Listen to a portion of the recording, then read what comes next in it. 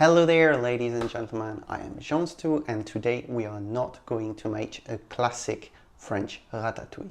No. Instead, we're going to make the Turkish cousin called the Confit Byaldi. And this is an absolute delight. Trust me, it's full of colors, and as you can see here, you have only just a lot of vegetable going in. It comes in two steps. The first one, make a pipperade, which is essentially like a very nice sauce with a lot of red pepper bell. And then the second part is the assembly just before we pour it in the oven by slicing very thinly some courgette, tomatoes, as well as aubergines. The first step is going to preheat our oven 200 degrees Celsius, and then we're going to start chopping our pepper bells. We're going to halve them.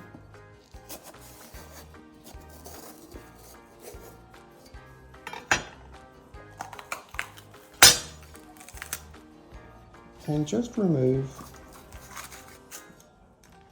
the top and the seed. And then you can wash that real quick.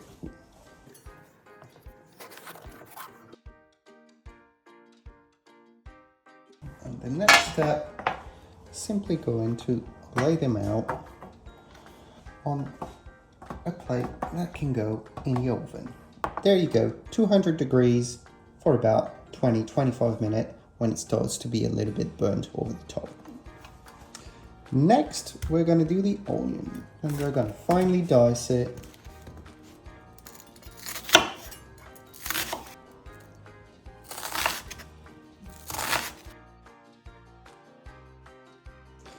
Garlic next, crush it, peel it, and chop it in very small size chunks. Are cooked. Let's peel them now. We are done removing the skin. Unless you are struggling to digest red pepper or pepper bell in general, just don't be too hard on yourself. It's completely fine to let a little bit of it. What we're going to do next is to chop it, and you want to keep going until everything is kind of nicely chopped into small cubes. Now that's about right for me, so I'm just going to put it aside. Scrape off all of that very nice red pepper juice, because trust me, this have all of the roasted flavors in it. It is now time to move on to the stove. Add a little bit of oil, and we're going to start by popping the onions right there. So let your onions sweat a little bit, and when they become nice and translucent like so, it is time for you to add the garlic. Give it a swirl and leave it for another 2-3 minutes. Peppers to the mix.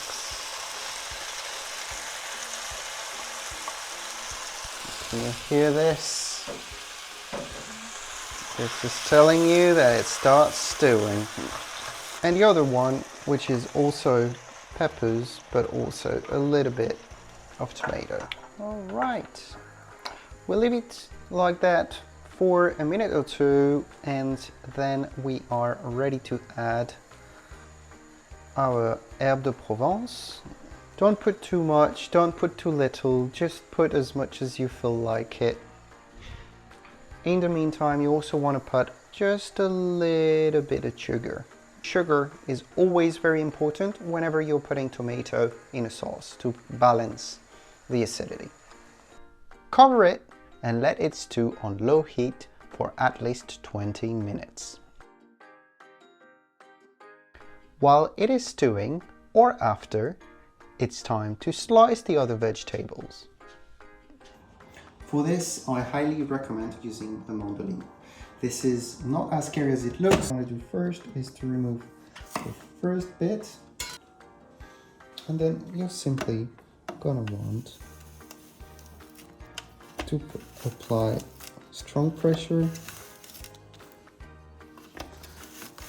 in order to keep your slices consistent, as you can see right here. Perfect. Just keep doing that until it's done. Et voila, look at that, perfectly sliced. And the only one we have left to do is our tomato. For the tomato now, I do not recommend necessarily to use the mandolin for a simple reason. They tend to break apart if they are too ripe. So do like me, little slices, one at a time. Take your time. When you reach the middle, simply move onto the other side.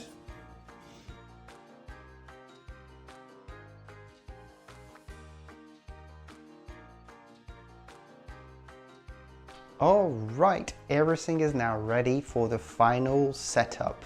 And trust me, if you reach this point, this is the funniest part because everything's gonna start looking fantastic. Step one, take all that you have in there and pour it in your oven-proof dish. Wonderful. Try to spread it evenly to make a base layer for everything to go onto, like you would a cake. Perfect. Then the next step is to make that sort of very nice assembly. So you can see here, I'm taking one from each and I'm just going to put them one after the other, like so, in order to make some nice little stacks. What's happening next? Well, you're simply going to use those stacks starting from the outside and you're going to pop them one after the other onto your dish. Don't worry too much if one is bigger than the other, but keep it consistent so that the colors really pop out. And now for the final stack, pop it right in the middle. We're just going to sprinkle on top a little bit more of our Provençal herbs. Wonderful. Crack a little bit of pepper and salt to season. We're also going to add a little drizzle of olive oil right there over the top to make sure everything cooks evenly. You can be pretty generous with that one, as everything's about to go in the oven. And there we go, and trust me, this is really worth the effort. What we're about to do now is to pop it for about 45 minutes at 160 degrees, and then we're gonna put a little bit of roasting going on for another 15 minutes. There we go. All right, look at that. And trust me, this is literally going to be the best side dish that you can make for any barbecue meal. And you're gonna be able as well to cater for a lot of people with that. So let's plate it and let's see what Haley thinks about it. The little one has a little plate, so bon appetit.